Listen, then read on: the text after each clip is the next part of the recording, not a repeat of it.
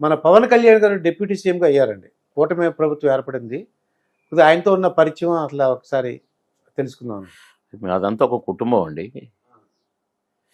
చిరంజీవి గారు కానీ, పవన్ కళ్యాణ్ గారు కానీ అంతా ఆల్ హీరోస్ మా ఫ్యామిలీ. అంటే మీరు ఒక సినిమాలో యాక్ట్ చేశారు. అప్పుడు ఏంటంటే ఆయన మొట్టమొదటి సినిమా అండి. అక్కడ అమ్మాయి ఇక్కడ అబ్బాయి దాంట్లో అంటే మొట్టమొదటిగా కొద్దిగా ఆవేశంగా ఉండేవారని ఇది ఉంది. ఇప్పుడు కొద్దిగా ఏమో మీకు తెలుసాయి, మా దగ్గర ఏముండదు. మేమంతా అన్నదమ్ముల్లాగా చాలా ఫ్యామిలీ మెంబర్స్గా ఉంటాము. మెగాస్టార్ చిరంజీవి గారు మేమే ఆడుకుంటాం. అవునండి. మాకు అవన్నీ ఉండవు. మీకు అట్లా కనపడతాయి తెల్లగా పచ్చగా.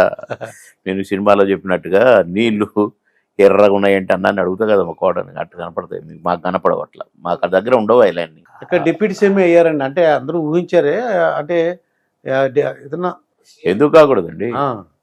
ఎందుకు కాకూడదు డిప్యూటీ సీఎం? అదే అయ్యారండి. అందుకనే అయ్యారంటే ఎందుకు కాకూడదు అంటున్నా. ఏం తక్కువ అని. ఆరానాల కూలి అంజయ్య గారే, టంగుటూరు అంజయ్య గారు సీఎం అయ్యారు.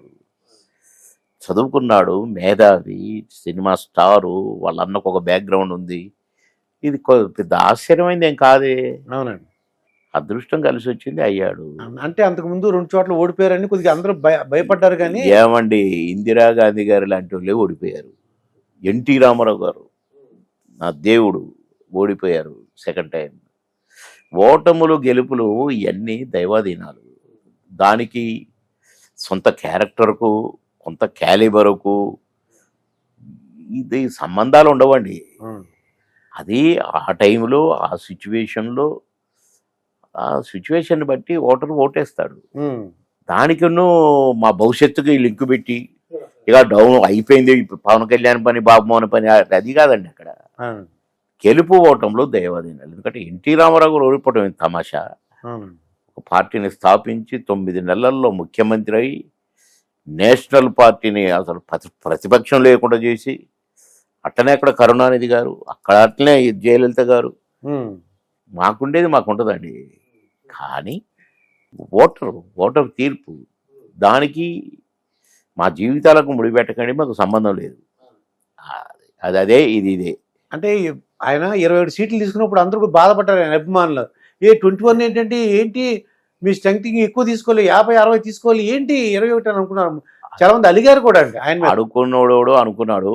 ఈ ప్రశ్న వాడిని ఎవడనుంటే అడగండి, నాకు సంబంధం లేదు. నేను ఓటు కూడా వేయలేదు పాపం. ఎందుకంటే ఈ రాష్ట్రం వేరు, ఆ రాష్ట్రం వేరు, ఇక్కడ పరిస్థితులు వేరు, అక్కడ పరిస్థితులు వేరు. ఆయన 21 తీసుకున్నాడు, 21 గెలిచాడు. 100% గెలవద్దంటారా? గెలవటం మంచిదేందంటారా? అందుకనే నేను వద్దన్నా. ఆయన ఏమంటారంటే ఆయన అభిమానం ఎక్కువ కావాలి కోరుకున్నారు. పాపం కోరుకుంటేనే అవుతుందండి. కోరుకున్నారు కనుకనే ఓటేశారు. ఒక్కడు అందరి తరపున, మొత్తం ఆంధ్రప్రదేశ్ అందరి తరపున ఒక్కడు ఓటేసు కాదు కదా. అవునండి. ఎన్ని లక్షల జనాభా ఉంటే, ఎన్ని లక్షల ఓటర్లు ఉంటే అన్ని లక్షల ఓట్లు ఆడమగ వేయాల్సిందే కదా. అవునండి. అందరి అభిమానం ఉంది కనుక అన్నీ గెలిచారు. ఆయనకి ఎన్ని సీట్లు ఇచ్చారో అన్నీ గెలిచారు, ఎంపీగా కానీ ఎమ్మెల్యేగా కానీ. ఇప్పుడు ఏమంటారు దానికి? ఇప్పుడు అవునండి. అంటే ఊరికి మీ దృష్టి తీసుకొస్తా. నా దృష్టికి ఎందుకు సార్? నేను ఓటేయలేదు కదా పాపం. నాకు సంబంధం లేని అడిగితే ఎట్లా? సంబంధం ఉన్నాయి, అడగండి. ఇక అంటే ఎందుకు ఓడిపోయారు, ఎందుకు గెలిచారు, ఇవన్నీ కూడా మీకైనా ఇన్ఫర్మేషన్ ఉందా సార్ అన్న? నేను పైకి పోయి ఆ దేవుణ్ణి అడిగి ఏమన్నా ఉంటే తీసుకొచ్చి దాంట్లో పెట్టి చూపిస్తా మీకు. వద్దు సార్, ఈ ప్రశ్నలు వద్దు సార్.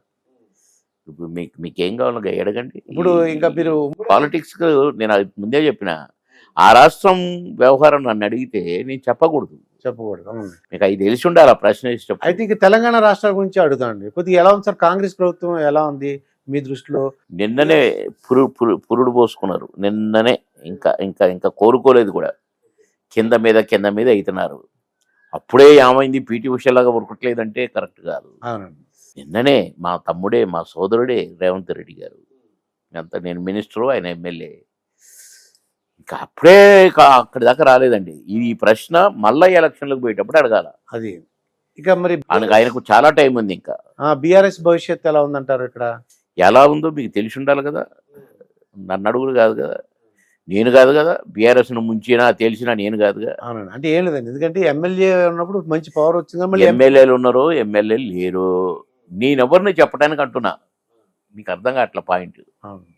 బీఆర్ఎస్ ఏమైద్దో, ఉంటుందా పోతుందా, మునుగుద్దా తేలుద్దా, నేను ఎవరిని చెప్పడానికి. అని ఎక్కువ మంది ఎమ్మెల్యేలు ఏమవుతుంది నాకు సంబంధం లేదు సార్.